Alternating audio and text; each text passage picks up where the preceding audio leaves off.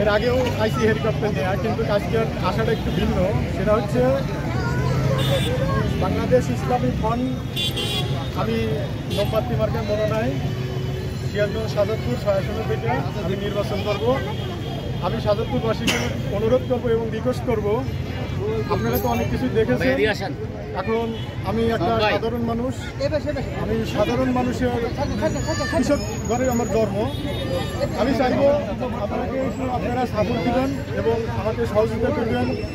আমি জানো আগামীতে ইনশাল্লাহ আপনাদের দোয়ায়, আপনাদের সাথে পাশে রাখিয়া, সাথে পাশে খাইতে আমি যেন সাজাদপুরে এর সাথে ভালো কিছু আমি যেন করতে পারি এবং ভালো কিছু যেন আপনাদের মাঝে তুলে ধরতে পারি। আমার পেশা, আমি একটা কৃষক, আমি কৃষক ঘরে জন্ম, আমি নিজেও কৃষক। এখন আমার আছে সাইডে ব্যবসা বাণিজ্য কিছু আছে, আমি প্রবাসে থাকি, আমার প্রবাসের ব্যবসা বাণিজ্য আছে।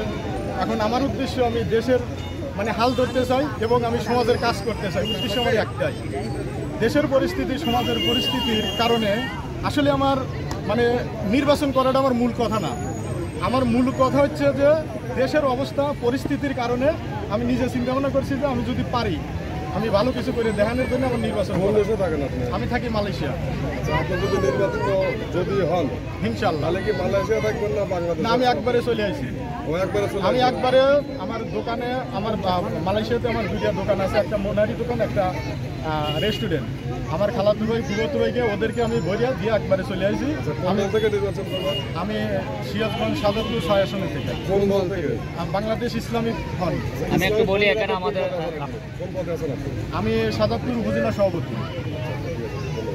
আমরা এখানে একটু বলি, সেন্ট্রাল কমিটির যিনি মান্যবর চেয়ারম্যান আলামী মতিন মহোদয়, উনি আমাদের পার্টিতে আসছেন এবং আপনার ওনার পাশে বাম পাশে বাংলাদেশ ইসলামী ফ্রন্টের মান্যবর মহাসচিব জননেতা অধ্যক্ষ আব্দুল সামাদ মহোদয় আসছেন। আপনার আমাদের সেন্ট্রাল কমিটির চেয়ারম্যান এবং মহাসচিব দুজনে ওনার সাথে আসছেন এবং ওনাকে পরিচয় করে দেওয়ার জন্য। বিশেষ করে এই সংগঠনটা সারা বাংলাদেশব্যাপী আমাদের বিস্তৃত এবং সারা বাংলাদেশে বাংলাদেশ ইসলামী ফ্রন্ট পরিচিত একটা সংগঠন, জাতীয় সংগঠন, রাজনৈতিক সংগঠন এবং আমাদের প্রতি মোমবাতি।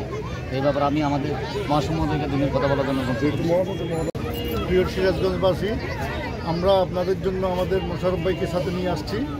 আমরা আশা করছি বর্তমানে দেশের যে পরিস্থিতি, এই পরিস্থিতি উত্তরণের জন্য মোশাররফ ভাইকে সাথে নিয়ে আপনাদের সহযোগিতা আমরা এগিয়ে যাব। আমাদের প্রতীক মোমবাতি। আমরা বর্তমান পরিস্থিতি দেশের উন্নয়নের জন্য কাজ করতে আপনাদের সার্বিক সহযোগিতা চাই। আজকে আপনাদের সহযোগিতার জন্য আপনাদেরকে ধন্যবাদ দিচ্ছি। ধন্যবাদ সবাইকে।